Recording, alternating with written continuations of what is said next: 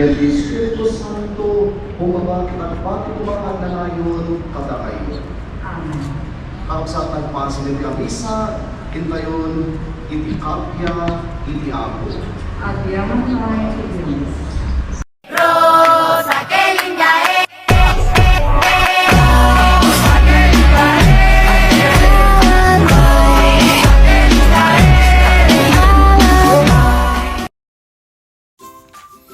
At dahil first time kong pumunta ng Baguio, kasama ko nga pala ang partner ko.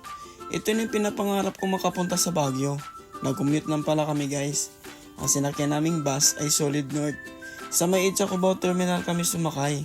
Ang pamasahe nga pala dito ay 623 pesos lang. Aircon na siya at may CR na din. Ang unang plano pala namin ay mag-motor rides going to Baguio. Kaso alanganin sa motor namin. At alam naman natin, puro pahor ang papuntang Baguio. Baka hindi kayanin ng motor namin. Bago pa man kami umalis ay nag-book na kami ng transient. Nabook lang namin ito sa Clock. Ang name ng transient namin guys ay Vista de Pino. Sa halagang 2,024 pesos, good for 3 days and 2 nights. Mas mura na siya at sulit na din. Kaso malayo sa mismong city at terminal ng bus. Kaya nagdesisyon kaming mag-rent ng motor. Mas convenient at hawak namin ang oras namin. Medyo makulimlim pa lang panahon ito guys na may kasamang ambon. Kaya magdala na rin kayo ng payong at jacket. Kasi sa buwan na ito at sa mga susunod pang buwan ay napakalamig na sa Baguio. Pagpasok pa nga lang sa lugar, sinasalubong na kami ng makakapal na fog. At ito'y nakakamanghang pagmasdan. Nahanap nga pala namin yung foreign ng motor sa TikTok. Nagtingin-tingin kasi kami guys na nakita namin si Sir Joseph.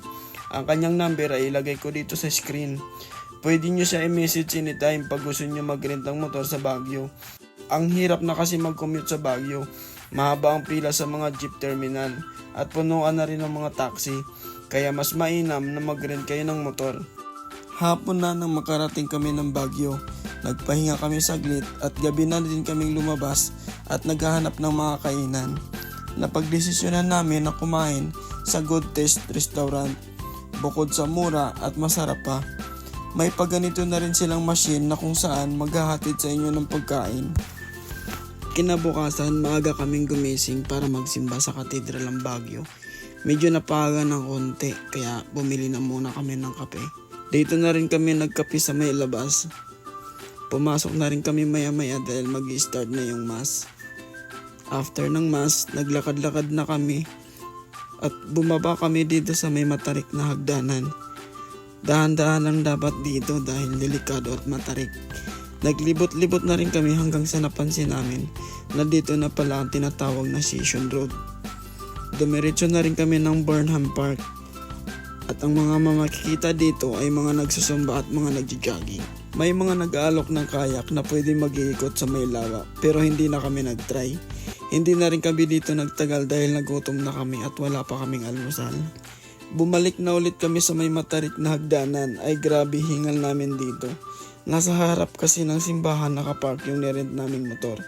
Pagkatapos namin makapag-almusal, dumaan muna pala kami dito sa may Camp John Hay Park. Sobra kapal ng fog at ang lalaki pa ng mga puno. Next naman naming pinuntahan ay ang Mines View Park. 10 peso lang entrance dito guys. Dito pala sa loob ay iba't ibang klase ang pwede nyong mabibili. Dito rin yung kung saan pwede kayo magbibihis ng pang-igorot costume. 50 pesos naman yung rent. Masarap din yung taho nila dito guys, strawberry flavor. Dito lang yan sa may labasan mismo. Next ulit naming pinuntahan ang Wright Park at ang The Mansion. Pagkatapos namin makaparada dito, naglakad-lakad muna kami at nakita naming naggagandahang obra ng painting na naka-display sa daanan. Talagang nakakamanghang pagmasdan. Ito nga pala yung Wright Pergola at saktong-sakto yung dating namin. Binuksan yung fountain tapos lakad-lakad ng konti. Sa unahan na kasi yung The Mansion, hanggang bungad lang pala ang pwede. Dito lang pwede mag-picture-picture sa bungad. At ito na rin ang the next namin pinuntahan, ang Diplomat Hotel. Ang pinakalumang gusali na napapalibutan ng malalaking puno. 10 piso lang pala yung entrance dito guys at saka 10 piso din yung parking pay. Saglit lang din kami dito. Makikita nyo dito yung harap at likod ng gusali dahil dito rin ang daan pa exit.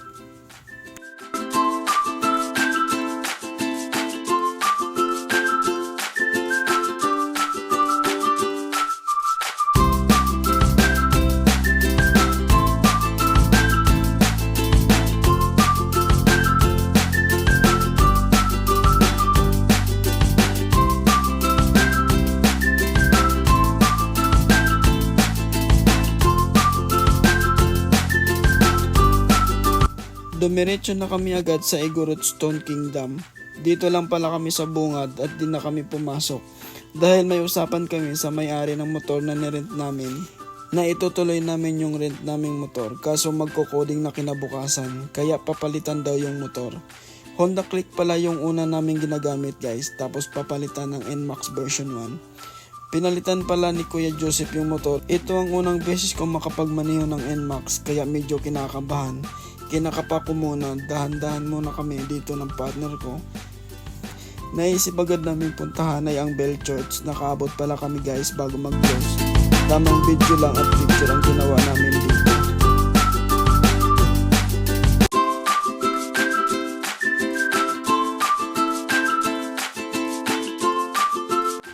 Kinabukasan, last din namin dito sa Baguio. Kailangan namin mapuntahan ang The Lion's Head. Sabi kasi ng partner ko, di raw kompleto yung gala namin kapag di makapunta doon. Marami pa kaming di napuntahan, next balik na lang namin guys gagawin.